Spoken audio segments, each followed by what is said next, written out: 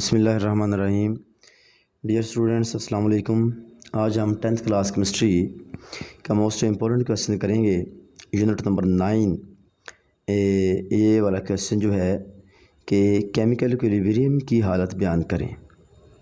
ये वाला क्वेश्चन है जी, केमिकल इक्विलिब्रियम की हालत बयान करें।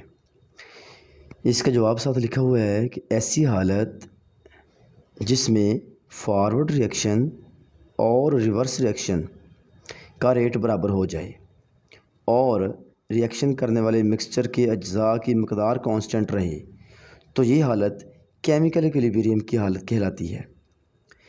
यानी कि यूँ कह लें कि केमिकल इक्विलिब्रियम यानी कि इक्विलिब्रियम का जो लफ्ज़ आते ही हमारे जहन में फ़ौरन तवाज़न का कॉन्सेप्ट जो है वो पैदा हो जाता है कि इक्विलिब्रियम का मतलब कुछ ना कुछ जो रिएक्शन हो रहा है वो तवाज़न में जाएगा। इसको हम एक एग्ज़ाम्पल से यूँ भी समझ सकते हैं। यहाँ पर हम ड्रा कर लेते हैं दो केबन। सपोज़ के हमारे पास ऐसे, सॉरी ज़रा बड़ा कर लेते हैं।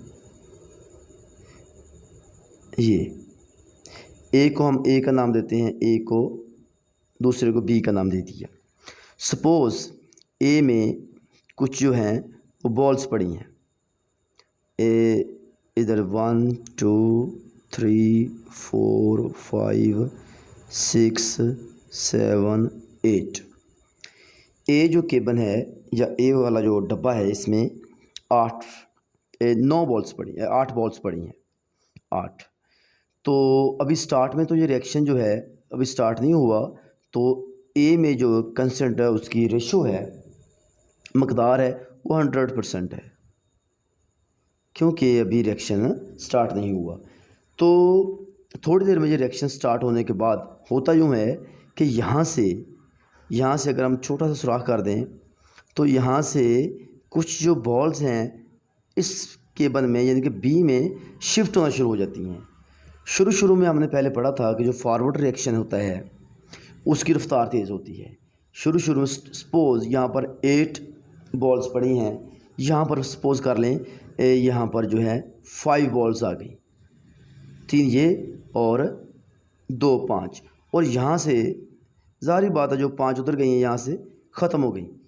अब इधर ज़्यादा होगी बॉल, बी में ज़्यादा हो गई हैं, और फिर क्या होगा, वापस यहाँ से रिवर्स होगा, यानी कि यहाँ पर ये वापस रिवर्स रिएक्शन होगा। कुछ जो बॉल्स हैं वापस इधर आना शुरू हो जाएंगी। सपोज़ करें हमने एक बॉल इधर आ गई, यहाँ से एक बॉल हम ख़त्म कर देते हैं, यहाँ से ये वाली। अब देखें ज़रा, आप गौर करें कि ए और बी दोनों में 4-4 बॉल हैं, दोनों में 4-4 बॉल्स हैं। इट मीन्स दैट कि अब जो रिएक्शन है वो इक्विलिब्रियम में है। अगर सपोज़ फ़र्ज़ करें यहाँ से एक बॉल इधर आती भी है तो बी ए से फ़र्ज़ करें ए से कोई बॉल बी में जाती भी है तो बी से वापस फिर ए में एक आ जाएगी, यानी कि उसकी जगह पर दूसरी बॉल जो उसकी जगह ले लेगी। तो यूँ ये जो रिएक्शन है वो इक्विलिब्रियम की हालत में होता है। और हमने ये भी पढ़ा था कि ये जो रिएक्शन होते हैं एक अपना इक्विलिब्रियम वाले, ये कभी भी कंप्लीट नहीं होते, हमेशा जारी रहते हैं। रिवर्सिबल रिएक्शन होते हैं ये फॉरवर्ड भी होते हैं और रिवर्स भी होते हैं, और ये कभी भी तकमील तक नहीं पहुंचते, लेकिन इनकी जो मकदार है वो कांस्टेंट रहती है।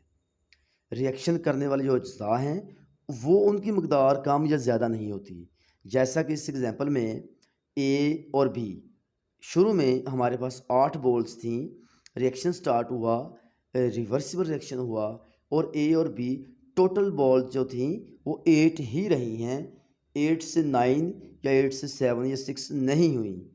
तो यही आपको बात समझानी थी कि इस रिएक्शन में केमिकल इक्विलिब्रियम में ये वाली जो चीज़ मैंने आपको बताई है कि अज्जा की मकदार ये कांस्टेंट रहती है। इसकी हम एक और एग्जांपल लेते हैं नीचे कि मसलन हमारा जो फ़ज़ा है, हमारी फ़ज़ा में होने वाले मज़हर कुदरती इक्विलिब्रियम का अमर होने मिन्नत है। मसलन सांस जब हम लेते हैं उसमें ऑक्सीजन अंदर ले जाते हैं और कार्बन डाइऑक्साइड जो है खारिज करते हैं, जबकि पौधे कार्बन डाइऑक्साइड इस्तेमाल करते हैं और ऑक्सीजन खारिज करते हैं। ये कुदरती अमल ज़मीन पर ज़िंदगी की मौजूदगी का ज़िम्मेदार है।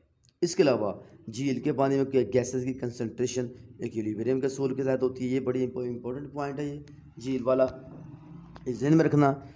नेक्स्ट है जी, इक्विलिब्रियम के मज़ीद आगे टॉपिक हैं कि इक्विलिब्रियम जो है इसकी हालत, ये वाला इक्विलिब्रियम की हालत किन दो सूरतों में मुमकिन हो सकती है, मिसाल दें। या ये यूँ भी पूछ सकते हैं कि केमिकल इक्विलिब्रियम की हालत की दो सूरतें बयान करें। तो इसकी दो सूरतें कौन सी हैं जी? एक ये वाली सूरत है स्टैटिक इक्विलिब्रियम और दूसरी है जी डायनामिक इक्विलिब्रियम। अब ये स्टैटिक इक्विलिब्रियम क्या है और डायनामिक इक्विलिब्रियम क्या है, ये हम जो है एक अपना इसकी डायग्राम बनाई है और डायग्राम से देखते हैं कि ये कैसे है। यानी कि यहाँ पर सपोज कर लें ये सॉरी ये वाला जी, ये जूम कर लेते हैं ज़रा इससे। हाँ जी, एक साइड पे यहाँ पर स्टैटिक इक्विलिब्रियम है, ये इस साइड पे स्टैटिक इक्विलिब्रियम की डायग्राम बनी हुई है और इस साइड पे डायनामिक इक्विलिब्रियम की है। स्टैटिक इक्विलिब्रियम को हम पहले देख लेते हैं। यानी कि सपोज करें कि एक को वज़नी चीज़ कोई शय पड़ी हुई है और उसे दोनों तरफ से फोर्स लग रही है, यहाँ से भी फोर्स लग रही है और यहाँ से भी फोर्स लग रही है, और ये जो दोनों फोर्सेस हैं ये अपोजिट हैं और इक्वल जो हैं, इक्वल इनकी जो ताकत है दोनों तरफ से सेम जो है पावर से लग रही है। तो फिर क्या होगा, जो ऑब्जेक्ट है, ये वाला जो ऑब्जेक्ट है ये अपना रेस्ट में रहेगा। तो ये जो एग्जांपल है ये स्टैटिक इक्विलिब्रियम को समझने के लिए यहाँ पर लिखी है।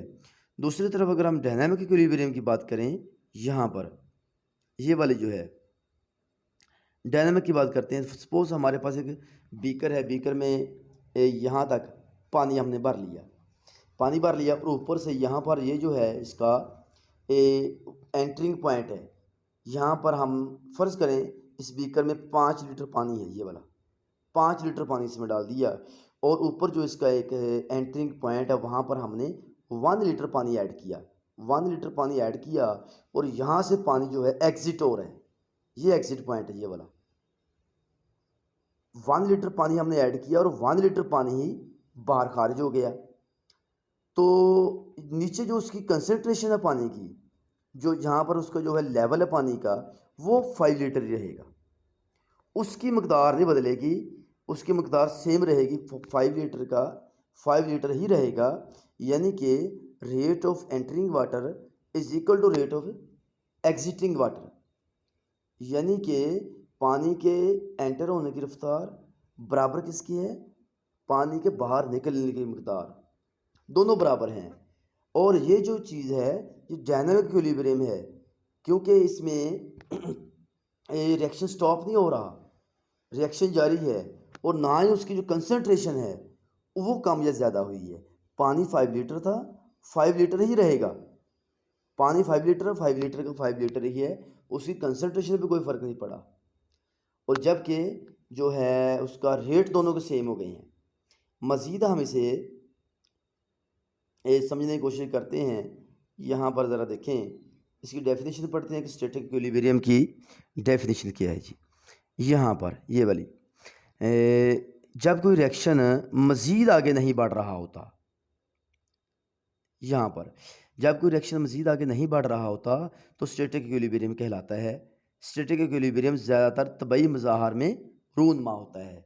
जैसे वो मैंने आपको पहले ऑब्जेक्ट की मिसाल दी थी कि उसको दोनों तरफ से फोर्स लग रही है और फोर्स जो है दोनों इक्वल है अमाउंट में हैं, तो जो चीज़ है ऑब्जेक्ट जो है वो वहाँ स्टॉप हो जाएगा, रेस्ट की हालत में आ जाएगा। ठीक है, तो वो स्टैटिक इक्विलिब्रियम की एक मिसाल है। इसकी एक और मिसाल हम यहाँ पर लेते हैं, ये वाली मिसाल हम लेते हैं कि एक इमारत मुनहदम होने की बजाय यानी कि गिरने की बजाय कायम रहती है, चूँकि इस पर अमल करने वाली तमाम फोर्सेस तवाज़ुन में होती हैं। यानी कि एक फ़ोर्स उस पर लग रही है कि ये इमारत गिर जाए और दूसरी फ़ोर्स जो इमारत की है वो कह रही है कि मैंने नहीं गिरना। दोनों फोर्सेस जो हैं वो आपस में तवाज़ुन की हालत में हो जाती हैं, इक्वल होती हैं, तो वो इमारत जो है वो गिरती नहीं है। इसकी दूसरी एग्जांपल ये भी ले लेते हैं, एक सोडियम और क्लोरीन की, सोडियम और क्लोरीन, सोडियम क्लोराइड बन जाता है। ये भी स्टैटिक इक्विलिब्रियम की एक मिसाल है जी। आगे हम डायनामिक इक्विलिब्रियम पढ़ते हैं कि डायनामिक इक्विलिब्रियम ये वाला, इसकी पहले हम डिफाइन कर लेते हैं इसे कि डेफिनेशन इसकी क्या है। जब कोई रिएक्शन ना रुके,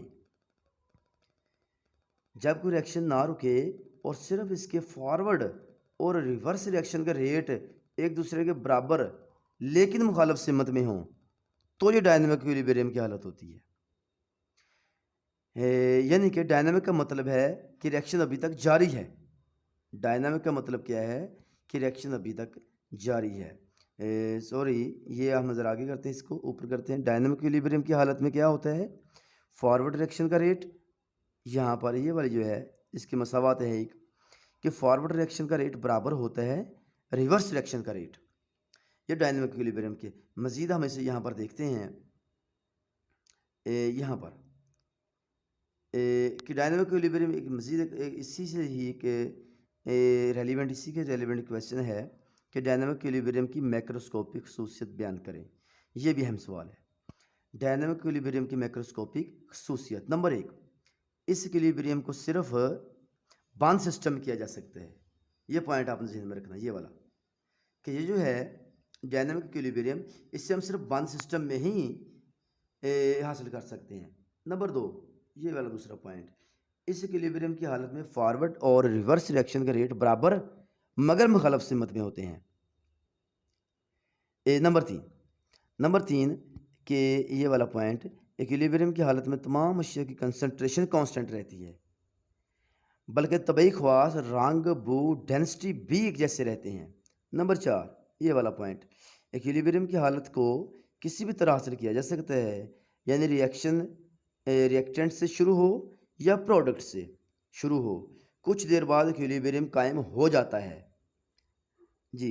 नेक्स्ट है जी इसका लास्ट वाला पॉइंट, ये वाला पॉइंट जो है, अगर हम इक्विलिब्रियम की हालत में खलल डाल दें तो टेम्परेचर, प्रेशर या कंसंट्रेशन तब्दील करके इसे दोबारा हासिल किया जा सकता है। यानी कि इसको हम ये यूँ समझ लेते हैं कि हम एक रिएक्शन है और वो इक्विलिब्रियम की हालत में है, इक्विलिब्रियम की हालत में हो रहा है। सपोज़ हमने उस रिएक्शन में कोई खलल डाल दिया, यानी कि टेम्परेचर कम कर दिया या ज़्यादा कर दिया, या प्रेशर कम कर दिया या ज़्यादा कर दिया, या उसकी कंसंट्रेशन तब्दील कर दी, तो उसकी जो है इक्विलिब्रियम, जो उसका तवाज़न है वो ख़राब हो जाएगा। लेकिन हम दोबारा फिर टेम्परेचर, प्रेशर या कंसंट्रेशन तब्दील करके वही तवाज़न की हालत को दोबारा हम हासिल कर सकते हैं। नेक्स्ट है जी डायनामिक इक्विलिब्रियम रिवर्सिबल रिएक्शन में, कि डायनामिक इक्विलिब्रियम जो है ये रिवर्सिबल रिएक्शन में कैसे होते हैं जी। रिवर्सिबल रिएक्शन में, यहाँ पर रिवर्सिबल रिएक्शन में रिएक्शन के तकमील तक पहुँचने से पहले डायनामिक इक्विलिब्रियम कायम हो जाता है। यानी कि रिवर्सिबल जो रिएक्शन होता है, जो फॉरवर्ड भी होता है, रिवर्स भी होता है, वो रिएक्शन तकमील तक पहुँचने से पहले पहले क्या हो जाता है, डायनामिक इक्विलिब्रियम कायम हो जाता है। इसको हम देख लेते हैं मज़ीद आगे कि यहाँ पर है, इसको हम ग्राफ की मदद से समझने की कोशिश करते हैं। यहाँ पर इसका एक ग्राफ है, डायनामिक इक्विलिब्रियम ग्राफ। इसमें नीचे वक्त लिखा हुआ है, यहाँ पर वक्त है, और एक ये लाइन आ रही है और एक ये लाइन जा रही है। हम चूँकि पढ़ चुके हैं कि यहाँ पर जो फॉरवर्ड रिएक्शन का रेट है शुरू में, यहाँ पर नीचे ज़ीरो है, ये वाला ज़ीरो लिखा हुआ है। ये यहाँ पर ऊपर पॉइंट बढ़ जाते हैं, ज़ीरो से आगे 1 2 3 4, फ़र्ज़ करें हमारा यहाँ पर 10 है, 10। जो फॉरवर्ड रिएक्शन का रेट है शुरू में तेज़ होता है, और जबकि ये वाला जो है रिवर्स रिएक्शन का रेट ज़ीरो से स्टार्ट होता है, बिल्कुल स्लो होता है, और ये स्टार्ट होता होता आस्ता आस्ता बतदरीज इसका जो रेट है, रेट बढ़ जाता है, और एक ऐसा वक्त आता है जब ये इक्विलिब्रियम की हालत में फॉरवर्ड और रिवर्स रिएक्शन का रेट बराबर हो जाते हैं। अल्टीमेटली ये फॉरवर्ड और रिवर्स रिएक्शन का रेट जो है वो बराबर हो जाता है, तब जाके डायनामिक इक्विलिब्रियम कायम हो जाता है। इसको हम मज़ीद देखते हैं, यहाँ पर नीचे लिखा हुआ है कि इब्तदाई मरहले में ये वाली चीज़, इब्तदाई मरहले में फॉरवर्ड रिएक्शन का रेट बहुत तेज़ होता है और रिवर्स रिएक्शन का रेट ना होने के बराबर, यानी कि सिफर से स्टार्ट हुआ था। जैसे ऊपर हमने ग्राफ में देखा है, जो रिवर्स रिएक्शन का रेट है, आपने ग्राफ अच्छी तरह से देख लेना है। रिवर्स रिएक्शन शुरू स्टार्ट में सिफर पे होता है, ना होने के बराबर है अपना यहाँ पर का रेट ना होने के बराबर, लेकिन आस्ता आस्ता फॉरवर्ड रिएक्शन का रेट कम होना शुरू हो जाता है, जबकि रिवर्स रिएक्शन का रेट बढ़ जाता है। आखिरकार दोनों रिएक्शन का रेट बराबर हो जाता है। ये हालत डायनामिक इक्विलिब्रियम कहलाती है।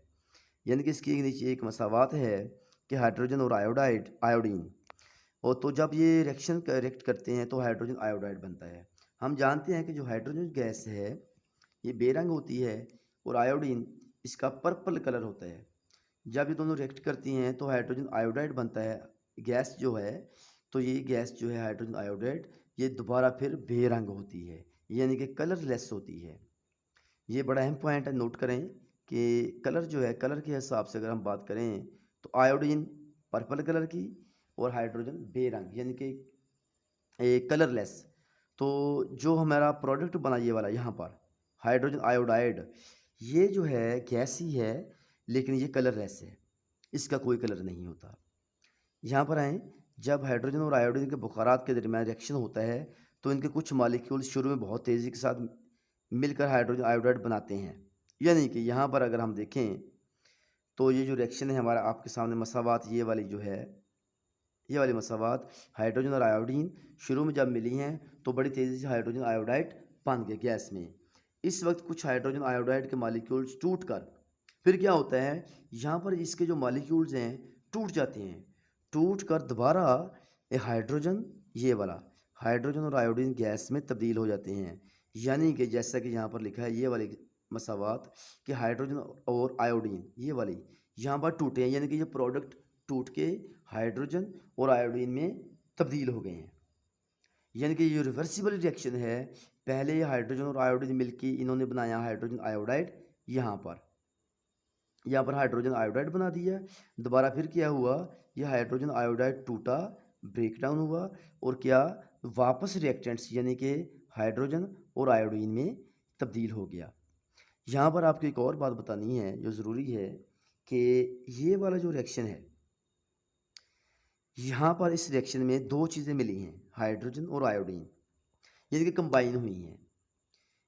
इस रिएक्शन को फिर हम इस मुनासबत से कहेंगे कि ये कम्बिनेशन रिएक्शन है, क्योंकि कम्बिनेशन रिएक्शन वो होता है जब दो या तीन चीज़ें आपस में मिल के कुछ प्रोडक्ट बनाएं, कंबाइन हो। तो चूँकि यहाँ पर हाइड्रोजन और आयोडीन कंबाइन हुए हैं तो इसलिए हम इस रिएक्शन को हम कम्बिनेशन रिएक्शन बोलेंगे। तो यहाँ पर ये वाला जो नीचे है, यहाँ पर हाइड्रोजन आयोडाइड ये टूटा है, ब्रेक डाउन हुआ है, इसकी डीकम्पोजिशन हुई है, तो इसलिए इस रिएक्शन को हम डीकम्पोजिशन रिएक्शन कहेंगे, क्योंकि यहाँ पर हाइड्रोजन और आयोडीन टूट के हाइड्रोजन और आयोडीन में दोबारा कन्वर्ट हो गया है। तो ये टूटा है, इसलिए इसे हम इस रिएक्शन को डीकम्पोजिशन रिएक्शन बोलेंगे। नेक्स्ट देखते हैं जी, हमारे पास क्या है जी, इसे थोड़ा जूम कर लेते हैं। लास्ट है जी, इस लेक्चर का एंड चल रहा है बिल्कुल, कि लास्ट वाली लाइन है कि डायनामिक इक्विलिब्रियम की हालत में वो वाला जो रिएक्शन हमने पहले पढ़ा था कि हाइड्रोजन और आयोडीन, पहले हमने सिंगल एरो से उसे शो किया था। यहाँ पर अगर हम एक साथ भी लिख सकते हैं, यानी कि हाइड्रोजन और आयोडीन, पहले हाइड्रोजन आयोडाइड बना, यहाँ पर पहले ये हाइड्रोजन आयोडाइड बना, यानी कि ये जो है रिएक्टेंट्स इन्होंने ये प्रोडक्ट बना दिया। दोबारा फिर क्या हुआ कि ये वापस जो है टूटा, हाइड्रोजन आयोडाइड ब्रेक डाउन हुआ और वापस हाइड्रोजन और आयोडीन में ये कन्वर्ट हो गया। ये जो था हमारा पास अब, और एटलीस्ट इस रिएक्शन में जो है तवाज़ुन कायम हो जाता है, यानी कि डायनामिक इक्विलिब्रियम में ये रिएक्शन आ जाता है। तो ये याद रखें, ये सारा रिएक्शन जो है एक, हम जैसे कि पहले आपको बताया है कि बंद सिस्टम में वक़ूअ पज़ीर होते हैं। तो उम्मीद है कि आपको आज के लेक्चर की बखूबी समझ आ गई होगी।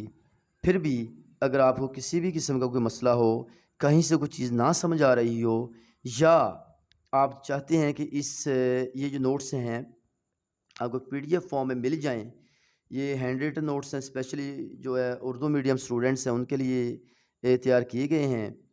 तो ये हैंड रिटन जो नोट्स हैं पीडीएफ फाइल में, पीडीएफ फॉर्म में अगर किसी को चाहिए तो वो कमेंट सेक्शन में मुझे मैसेज कर दे। मैं उसे वो जो है अपना मेल एड्रेस पे या किसी भी उसका लिंक जो है वो मैं डिस्क्रिप्शन में दे दूँगा। तो वो आप वहाँ से आप डाउनलोड कर सकते हैं या उसका प्रिंट आउट ले सकते हैं। तो अगर फिर दोबारा फिर आपको किसी भी चीज़ की कोई परेशानी हो या समझ ना हो आई हो समझ ना आई हो तो कमेंट सेक्शन में आप लिख के पूछ सकते हैं। तो मैं उम्मीद कोशिश करूँगा दोबारा उसको आप सब अच्छे तरीके से समझा दूँ। तो बहुत शुक्रिया जी। अल्लाह हाफ़िज़, दुआ में याद रखिएगा।